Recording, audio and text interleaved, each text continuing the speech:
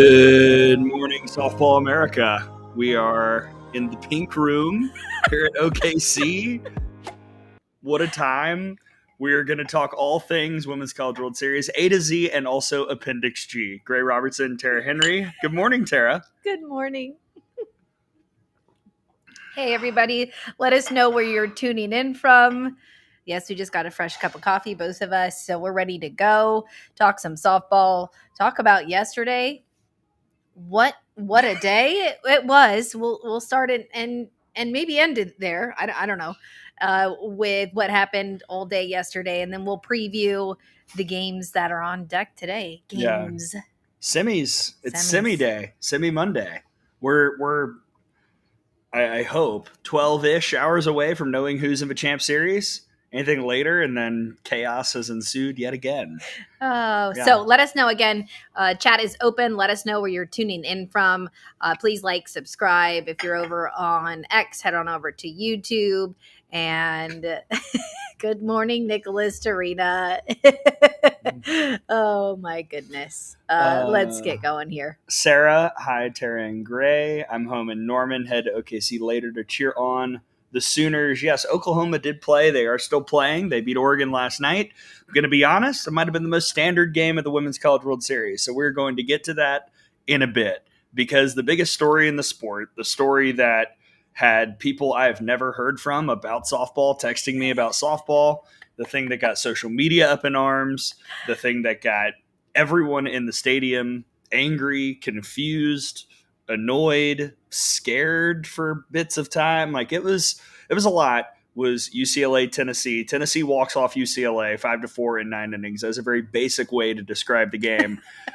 Tara, the 7th inning might have been as off the rails a 20 minutes as I can remember covering this sport. And that was after we already had a runner's interference issue, an infield fly issue, and also, on top of all that, an actually really, really good softball game. Absolutely. So, again, I think it all started with that infield fly rule with Jessica Clements in the first inning. The umpire signaled infield fly. She didn't see it. So when the ball was dropped, she then tried to advance to third, thought it was a force play, and then thought she was out. So then was jogging home. We couldn't. It was booked in the scorebook as third base or shortstop to third base. So we're trying to figure out what was the actual call. And it ended up being that she had left the field of play. So if she had actually jogged home and touched home plate, it would have been a run because it wasn't a force. All normal she was things. Not tagged. Yes. So that's how it started, right? So we're thinking, what other wacky thing had happened? Then we had runner's interference with Caitlin Terry down first base. And then we get to the 7th, which Gray just got us to, and that was Appendix G. Appendix G. So let's set the scene. Carlin Pickens, Tennessee, up 4-2 on UCLA. 2 fairly quick outs to start the inning. And you're like, okay, this is happening. Jordan Woolery pulls a single. And long single. Yeah. And then I'm like, oh my gosh, Megan Grant's coming up. I am sprinting in the stadium. What was the press box like? Did anyone sense anything? Like, did it feel? Well, I think everybody's thinking, is she going to pitch to Megan Grant? I think that was the biggest question. Like, is she really going to pitch to Megan Grant right now? And then we found out, yes, they're going to pitch to Megan Grant. Yeah. And Megan Grant's going to do Megan Grant things. The first pitch, just and that ball was obliterated, destroyed. Like, no doubt, off the bat. And then celebrations ensue, and she stomps on not home plate. And like right in front of and right behind. Yes. Just a little completely misses it. In the press conference, she said she blacked out.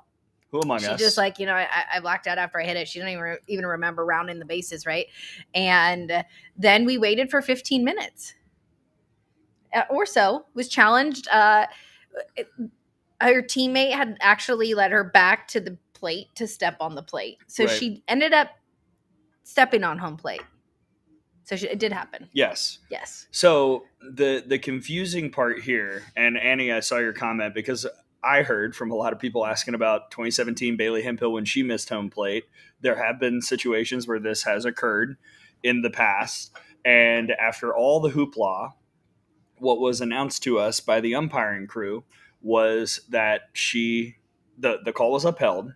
It was a home run. She did miss home plate. But the assist portion of it, the teammate helping her back to the plate to touch it, that is not reviewable. according to Appendix G. Appendix G has a very long list of what is and what isn't Yes. reviewable. It's the same sheet that they give out to all the broadcasters before the season to help you out with that. And that specific aspect was not reviewable. So to Annie's point, the difference is the reviewable part is whether she touched home plate or not. So that's why Bailey Hemphill's home run was not a home run against Ole Miss in 2017. If a teammate from Alabama had pushed Bailey Hemphill back at the plate and she touched it, then nothing would have happened. But in this specific scenario, because they missed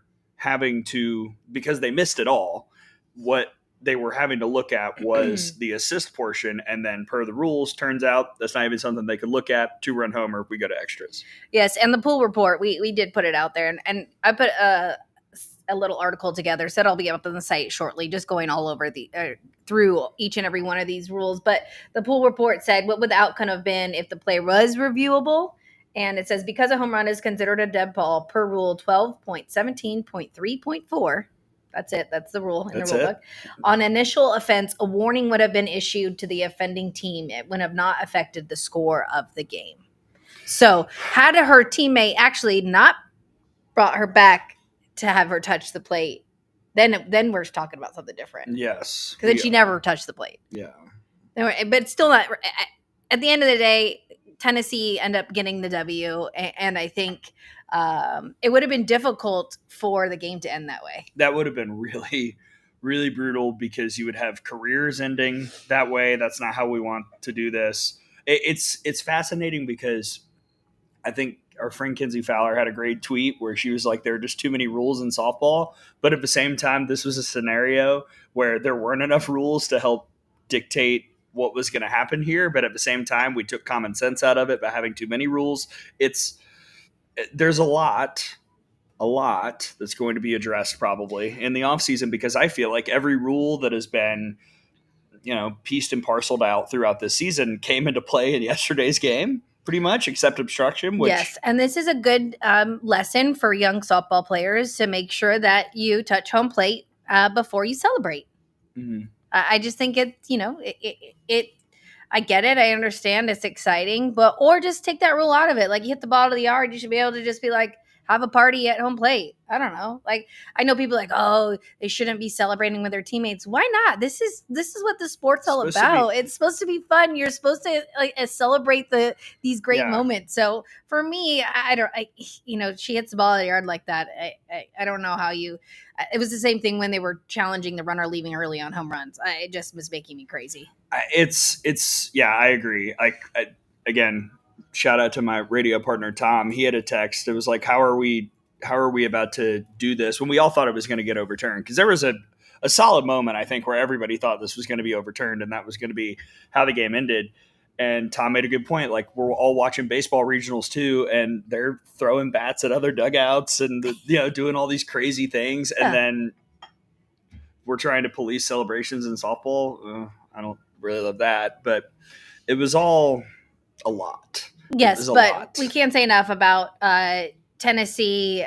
Taylor Panel, Gray called it yesterday. Hey, also you called it. You said there'd be a walk-off. So here we go. I guess that's we're 2 for 2 yesterday. Mm-hmm. That's good. That's pressure. A lot of pressure for today to see what those are. But again, Taylor Panel and then Laura Mueller getting it done there in that walk-off. I was really surprised they walked the bases loaded. I know why. But then it allows for a potential sac fly to be into play for that winning run and then a base hit. So, but, I can see both sides of doing that. Yeah. I'm reading the chat. So, again, we can talk about the safety base thing, too, yes. Because there was the runner interference with Caitlin Terry in the 6th. I know that a lot of coaches, Patrick Murphy has brought it up at least twice a year in our in-game interviews on SEC Network Plus about wanting a safety base. But and we saw, I think Tori Tyson tweeted, we've seen a lot of coaches be pretty vocal about it. A lot of fans be very vocal about it. But Tara, if we want it to happen, what's got to go down? Well, first, it's used internationally. And I think in watching Caitlin Terry, she's obviously in the runner's lane, but at some point she's got to come back and get to the bag. And I think Right. if we've got the orange bag, it just makes it a lot easier for you to just go straight through, and it just takes rid of the potential collisions at first. And the coaches have to vote on it. Listen, like I'm just going to be really honest. I think 30%, 30 to 35% in all divisions. This just isn't D1. All divisions are voting on the coaches survey. So if you're a coach and you're watching this, I hope that you tell your fellow coaches to actually vote on the rules survey that the NFCA puts out there, because that's how rules are put into play. That's how they're introduced and then changed. Yep. So really, really important not to just sit up there and complain about it, but to do something about it. So again, it's on the coaches to vote this in. And we've talked about how much it costs to get a double base, right? Isn't it like $300? I think so. $300. $250, $300. I mean, really, Amazon Prime. You can get just about anything if you try hard enough. Somebody probably can find it right now on Amazon, the double base, and let us know. Man. All right. The chat is pouring in. We thank everyone for tuning in this morning as we get ready for semifinal day. It is early. Thanks for being with us. It is early. And I've already finished my coffee. We're 10 minutes into the show. Maybe we can get another one in here. Fine. We'll see what we can do. Anything else on Tennessee, UCLA? I mean, to your point, Taylor Panel, awesome. Laura Mueller had 2 hits on the day and both drove in runs. Yep. First inning, bases loaded. They pitched to get to her and she converted.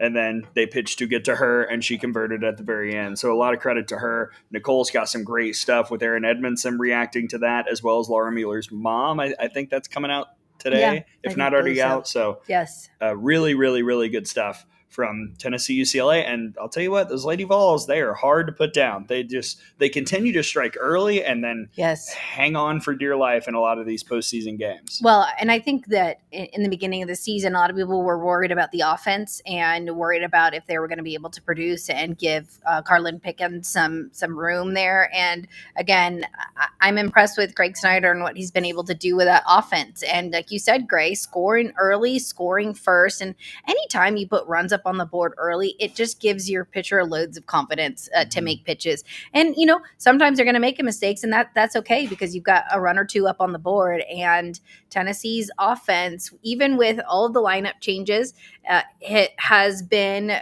to me, something that's been so interesting to watch, the evolution of the offense, and the Leach sisters getting it done. Gabby Leach at the top of the lineup there. She hasn't been at the top the whole season, but really leading off up there at the top of the lineup. I know Boo Gibson has moved down since in the lineup. So just, I think Karen Weekly is doing a heck of a job coaching that team up. And they're being able to just be flexible and hit in any part of the lineup and get it done. And it's been a different person. Like we said, we just talked about Mueller. It wasn't just one single person getting it done. And that's what you need in the postseason is who's going to step up. It's not necessarily maybe your All-American, who and the rest of the lineup steps up and becomes a star of the Women's College World Series. Yeah, there are a lot of times where teams will pitch around your All-American and somebody has to be the one. I just want to flash this up from Addie. Can confirm there are safety bases on Amazon for less than $200. Thanks, Oh, man. All right. Oklahoma, Oregon? Mm-hmm. Anything else on Tennessee, UCLA? We good? Oklahoma, Oregon. I think we're good. This was look, okay. So the building is buzzing after everything that's gone down in UCLA, Tennessee. We're chatting what else crazy could happen? Turns out not much. Sydney Sanders was awesome. Oklahoma wins it 4-1. Oklahoma went deal to start. Mm-hmm. Yes. Oregon got on the board, then Sam Landry slammed the door. But for the most part, this was a pretty start to finish controlled victory by the Sooners. Maybe they didn't sustain things offensively like you would hope, but they didn't have a hit with runners in scoring position, but they were still able to hit the long ball. And when the Sooners are hitting it out of the yard, it is almost impossible to beat them. Well, you can't really defend it, right? Yeah. You hit the ball out of the yard, you can't defend it, a ball hitting out of the yard. Just my favorite play of the day, Gabby Garcia going and catching that over-the-shoulder ball and doubling the runner off at second. I think that was a huge pivotal moment in the game. I think it took all the momentum. And again, I've been so impressed with that left side of the infield, which is brand new. But Gabby Garcia, whew, my goodness, can she play some defense? Obviously, she rakes as well at the plate, but just really impressed with her defense. And this is a team in the post game presser that Patty Gasso was saying they're just so chill, they're just so calm. Like she basically said, "I wish somebody would celebrate with me." Like Coach Gasco, in the press conference was saying how calm they are, and she's like, "You guys, do you know what you just did? Like, we're now in the semifinals. Like, you should be celebrating this. Like, you should be excited." And she said they're just so calm, cool, and collected. She doesn't know if like they don't know or if they're just like that cool. Like she literally is like begging someone in the press conference. I told her, I was like, "Patty, I'll celebrate with you. Like, can you do some just look up to me? I'll celebrate with you." Like, it was so funny just listening to her talk about this team, and they are so young, and she's so proud of their growth throughout this season. And gosh, it just, again, they're a team that either just is that chill or doesn't quite know exactly what they're doing. But I'm pretty sure they know what they're doing. One person who does know what they're doing, Fang Nation up in here. Oh. Quick hi to Taryn Gray. Good morning, Fang. Good morning, Fang. He came and said hello to us last night. I know, in the press box. Yes. I'm going to hunt him down today. Hopefully he's there. I don't know. It's Monday. So we'll see. It could be a really long day at the Women's College World Series. Who's to say? I think Oregon, what's interesting about the game is Oregon tried to do everything we said they were going to do. They tried to speed up the game. They tried to, put the ball on the ground. They tried to take the extra base. They tried to play their game. Oklahoma's defense, though, rose to the occasion. And that was, I think, one of the things that we were most curious about going in yesterday. And the Sooners met the moment. And even on a day where the offense was, again, explosive in spurts, but not necessarily, the OU juggernaut that sometimes we see in response to losses. They're just so sound in all other facets that they don't have to be putting up 11 runs in a game to win.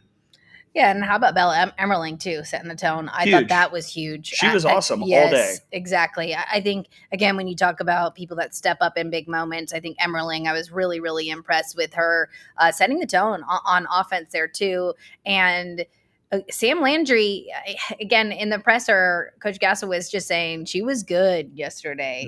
She just basically said Sam was on yesterday. She was good. And, she knows she's going to have to throw the bulk of the innings today, and she's ready to go. So we'll see how that pitching matches up when they use Kirsten Deal. Do they use Lowry? Does someone else come in? Do we see another pitcher? Or are we just going to go with Deal and Landry today? I think there is a scenario where maybe the answer is yes, but I think we see an inning maybe from another arm. Yeah, I do. I see Xavier's question. Reasons for why Sam Landry was put in so early. The only reason I think so is to get Sam some momentum coming into today.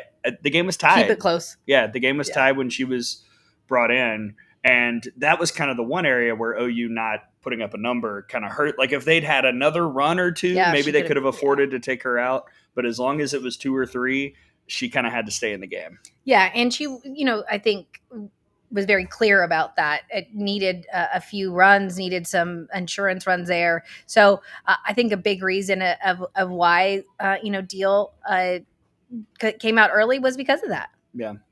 Yeah, I thought Deal threw well too. I mean, just man, it was weird because watching, I was like, wow, this game, we're kind of moving along. Okay, key hit here and there, good pitching, good defense, no weird rules things. Well, there was one weird rules thing in that game as well with Sam Landry.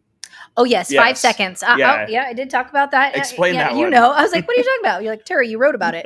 The umpire said that Sam Landry had her hands together presenting the ball for more than 5 seconds. So once you take your sign, hands apart, and put your hands together, you cannot have them together for more than 5 seconds. I can't remember the last time that was called. It's in there. It's in the rule book, but I rolled my eyes when it was called. Like it maybe was 6 seconds. But I get it. It's a rule. I know we're talking about rules, but you can't have your hands together for more than 5 seconds per the rule book. All right. My question about stuff like that. Would a casual fan who is just turning on softball, the people that we're trying to win over, would they have any idea what any of that means if it's called?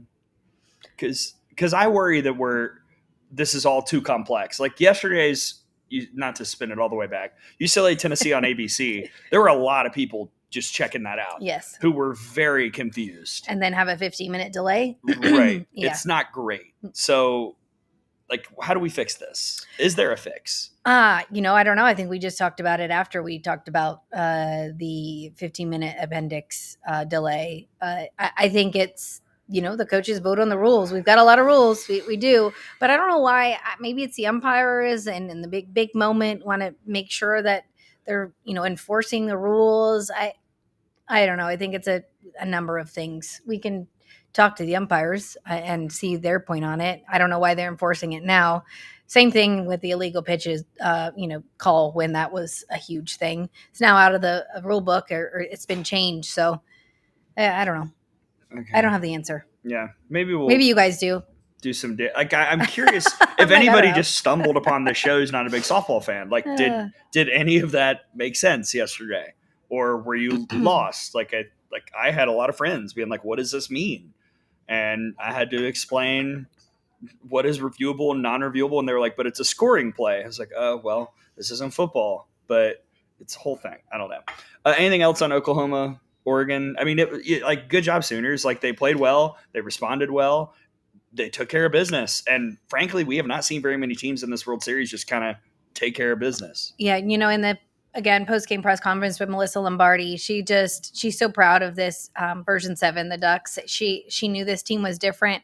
She had hard conversations with the Luchar sisters in the beginning, right before fall, in the summer last year, about what needed to be done to change how things were done with the Oregon Ducks. And she, that hard conversation, she said it was one of the hardest ones, but it was so worth it. And she was so proud of this team, the seniors, what they were able to accomplish, and now have a blueprint for the younger players on this team. And that's the standard to get back to Oklahoma City and ultimately win a national championship. And it's just really been it's just been cool to see what Melissa Lombardi is growing up in Eugene, and that coaching staff and the players, and how much they love being there. So I think this is a huge step in the right direction for Oregon, and I wouldn't be surprised if we see them back in Oklahoma City next year. And all the experience that Lindsey Grind got in the circle here at the Women's College World Series, how she takes that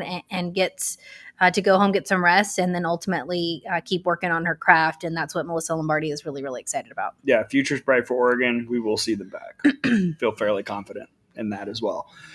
But it sets up Semifinal Monday. We could have 2 games. We could have 3 games. We could have 4 games. We're ready for 4. I told the team to be ready for 4. We did prepared. It on Thursday. We can do it again today. I have sunscreen ready. This is a very breathable shirt. Let's go. We start at 11 a.m. Central Time, noon Eastern, with Tennessee and Texas, a matchup that we have already seen. That was in Austin a few months ago. Tennessee won that series, part of their 1-2 road double dip against the Sooners and the Longhorns. What a series. Tennessee's got to win 2. Texas has to win 1. So basically, Tennessee trying to kind of do what they did in the regular season.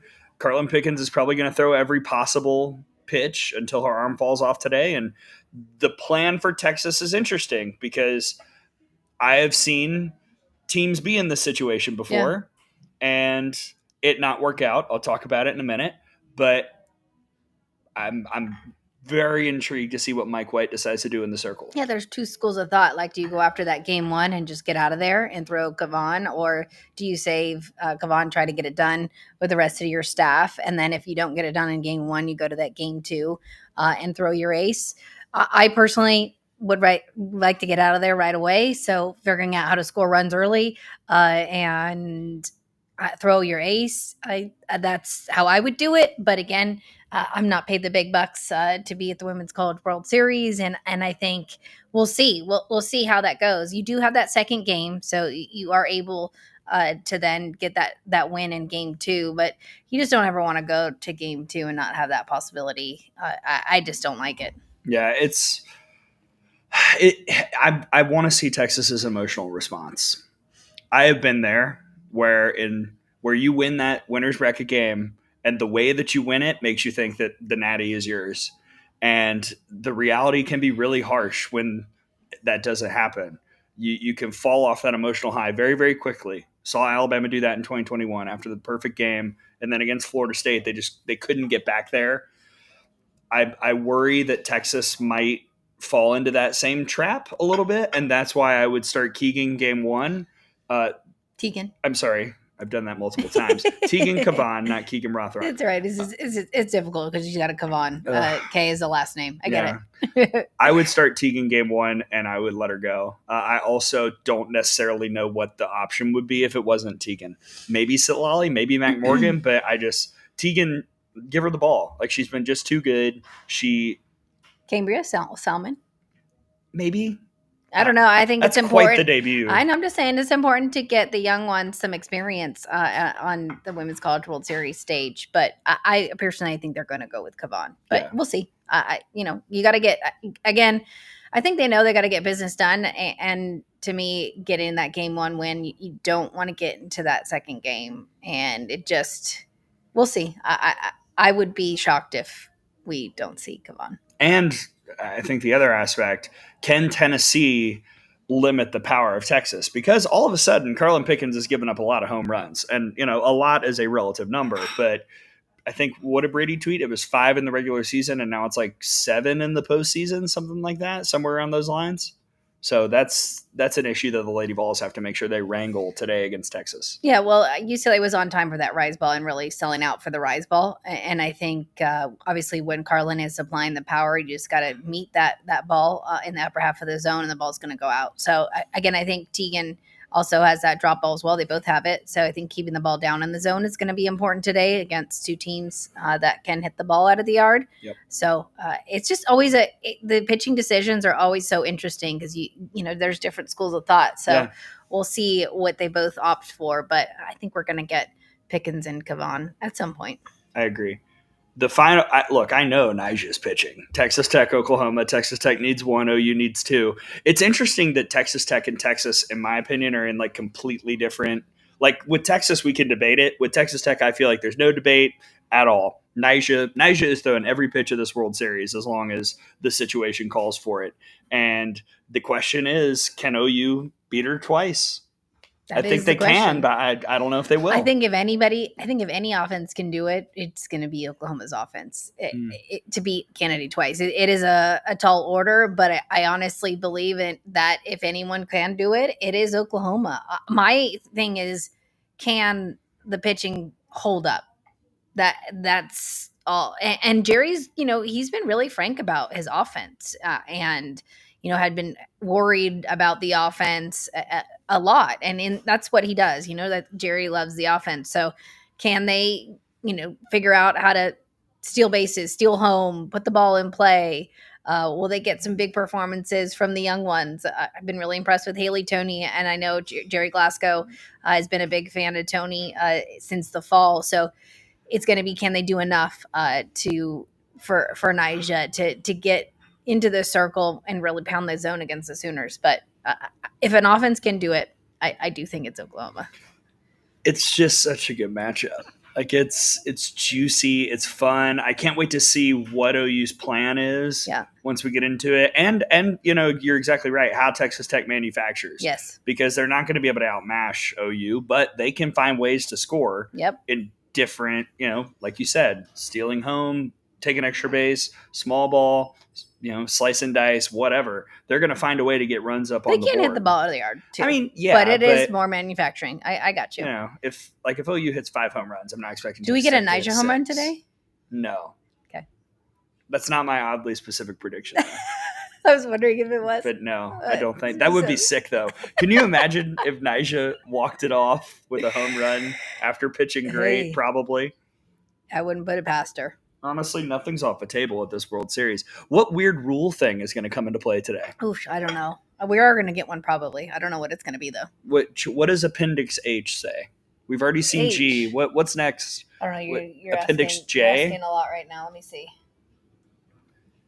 Oh, Appendix H is concussions. Oh, no, let's skip that. Oh, no. Pick a chat. Give us a letter of the alphabet. Let's. Oh, my goodness. Who knows what we're going to see. Oh, lightning policy is Appendix E. Oh.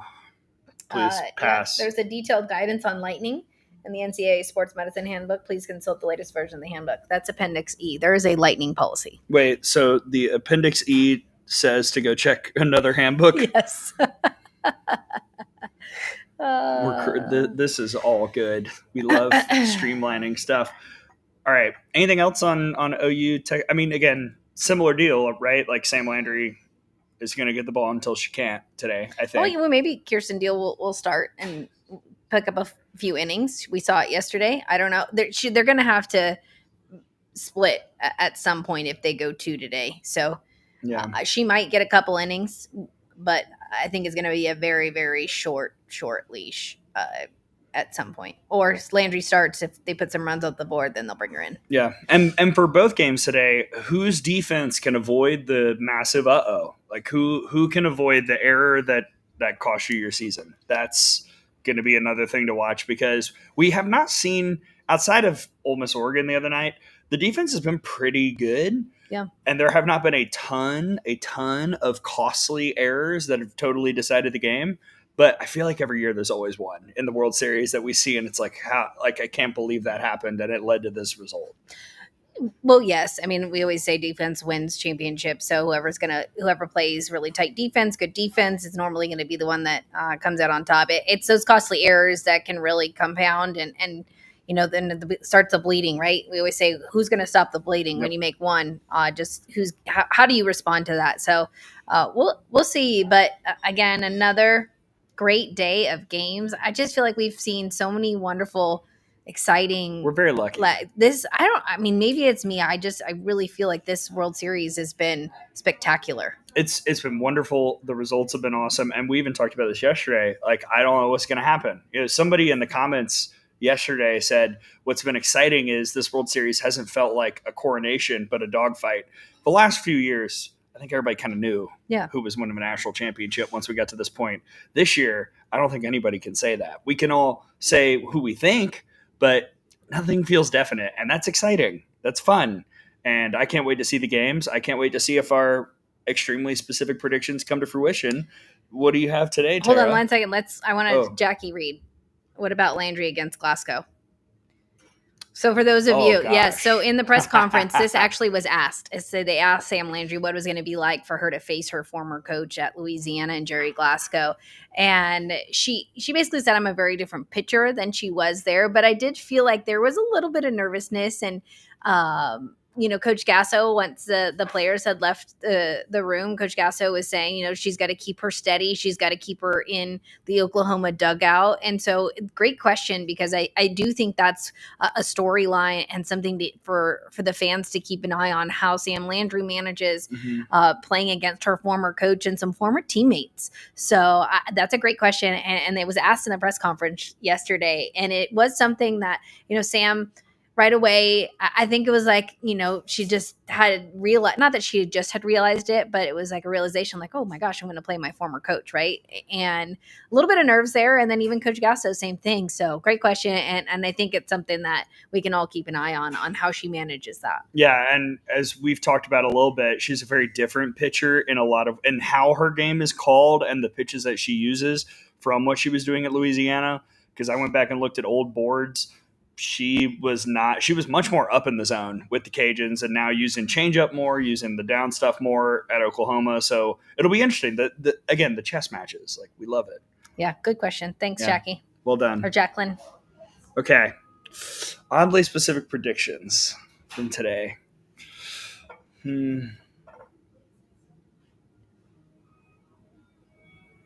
I feel like, gosh, we both crushed yesterday. I really don't want to mess this up.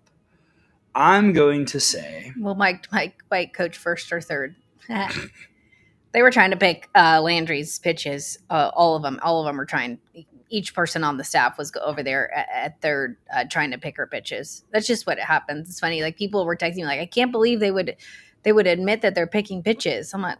Everyone does that. Everyone. I do that. Everyone does that. Yeah, that's part of the game.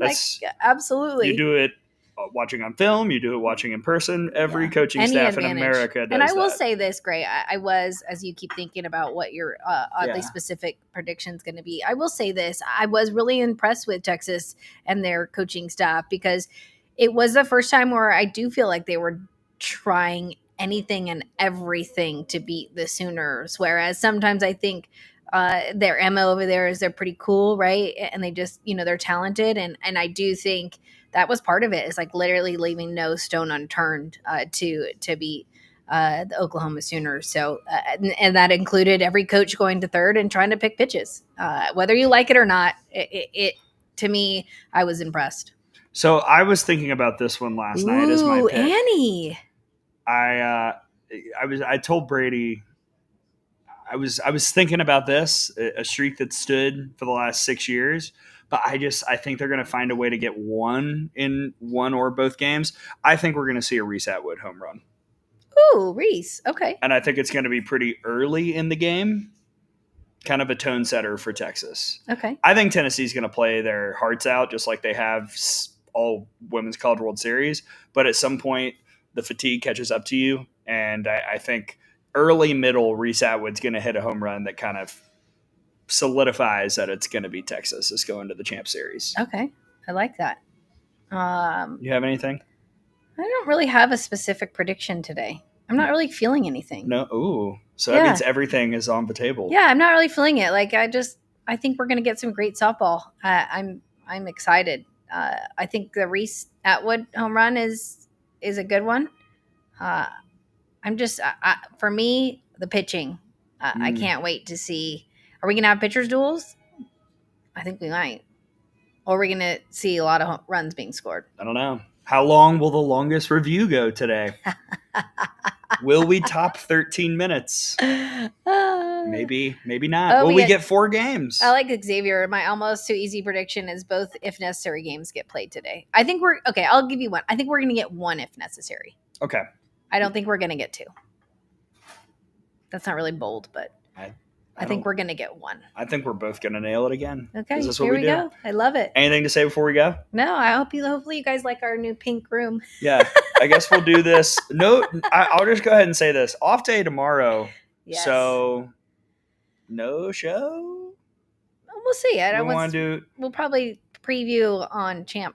On Wednesday? Day. Wednesday morning? Yeah. We'll give everyone a Tuesday off.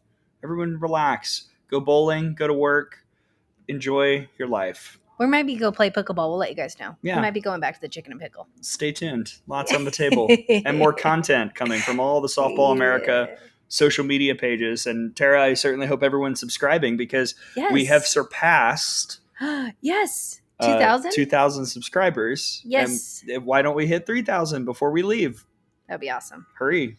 Come on. Press that button. If you're watching and you haven't done it, it's right there. Subscribe. Okay. That's it for us from Good Morning Softball America. Semis start as we record live in 1 hour and 17 minutes. So get going. It's we time got to to get hustle. to the field. We'll see you. For Tara, I'm Gray. Thanks for tuning in. Thanks, you guys. We'll see you next time.